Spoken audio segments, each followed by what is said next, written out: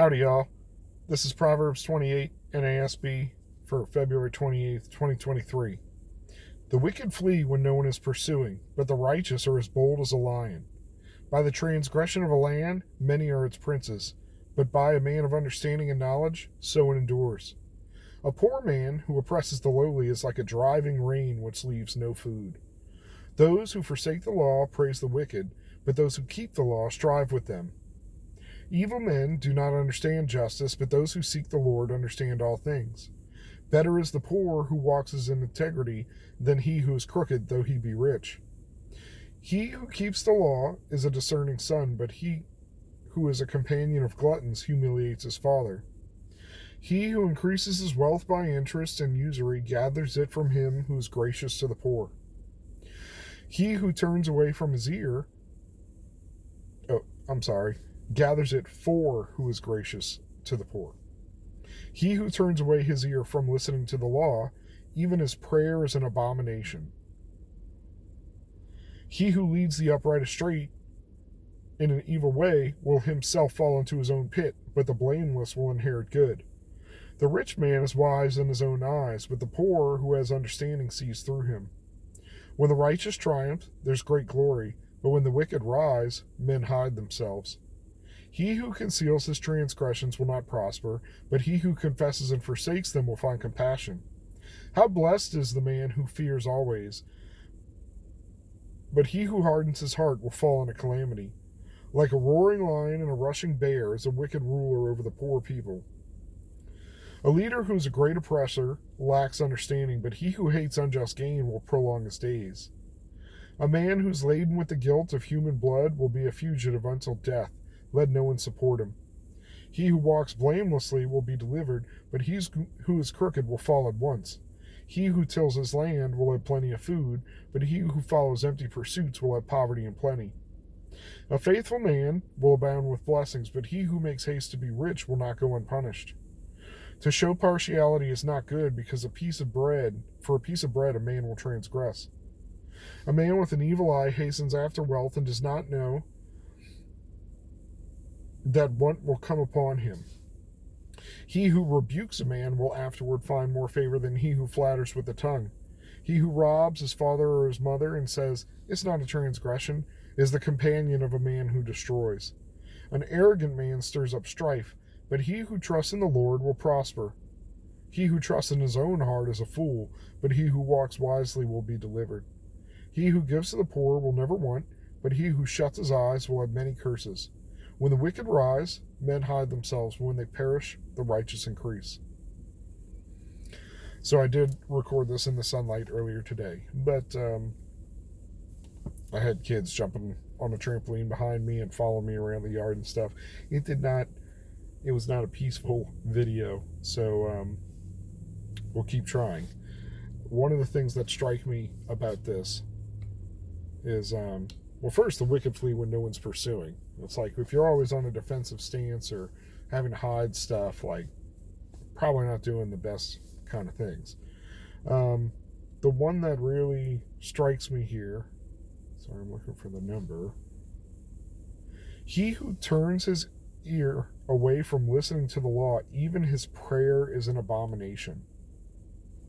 So I don't know if that's like prayer, like false prayers, or the prayer that's like a cry for help prayer. But either way, like, if you're actively not listening to the law, which, in this context, I think to ask God or communicate with God through prayer is an abomination. It's, he doesn't even want to look at it. He doesn't want to deal with that. So yeah, it makes me wonder about, people talk about the deathbed confession. I do think that's a little bit different than what's being talked about here, but certainly we're not supposed to be ignoring the law, especially once we know it, and then expecting to get any kind of pity, help, or anything. Several things here about, basically, if you're doing bad or trying to lead people astray or take their money, you're just gathering it up for the people that are doing good with their money. The people that are giving to the poor are going to get the money from you that are taking the money from the poor unjustly through usury. So And if you lead people astray, you'll fall into your own pit. So just kind of people get their just desserts. At least that's what we're promised here. And praise for kings and people of understanding. Better to be poor and have understanding. I think this is interesting. To show partiality is not good, because for a piece of bread a man will transgress. Look, you'll do whatever you need to do to preserve your life. If you got to steal food, you're going to steal food. There's kind of a saying, and I don't know who's heard it, but I've certainly heard it, and I'm debating on how to raise my kids around this, but it's like, look, if you see somebody stealing food, no, you didn't. But this is different than like people just walking out. I mean, I don't want to draw lines and split hairs, but it's like difference in people walking out of like a Walmart with a cart full of stuff, or like running out of Kroger with, we'll say, non-essential items. And the same goes for like looting, natural disasters. I'm from a hurricane-prone area, and it's like loot to get, food, water, beer, things that'll keep you going. I'm including beer because, look at the Egyptians. Like, their culture kind of ran on beer. It's like a safe drinking solution, like drinking water, and it's calorie dense. So, it's liquid bread. So in a grid down situation, if there's beer to be had, man, you got to go for it. There's something to be said about hard liquor in that situation too to get you by, but specifically food, man. Like, the human drive to live, the creature drive to live, is going to take over at some point, and you're just going to do what you got to do to get the food. So, showing partiality in here, it's like, yeah, that poor guy committed a crime, but was it a crime of necessity for his family or for himself? I don't know. That leaps out at me. And it's times are getting tough for everybody.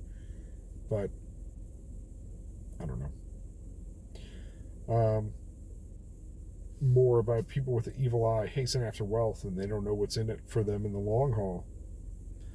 So, I don't know.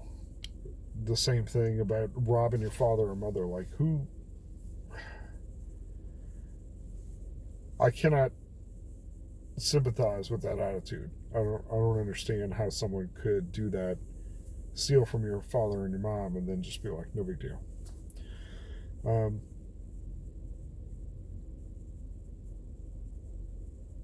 He who trusts in his own heart will be a fool, but he who walks wisely will be delivered. And that's all I'm trying to do, is walk wisely. So, he who gives to the poor will never want, but he who shuts his eyes will have many curses. We all need to be giving. People attack the church for like, shouldn't they be taking care of poor people? Yes. So with that, go out, make a difference in your community, make a difference where you can, start where you can. Be blessed.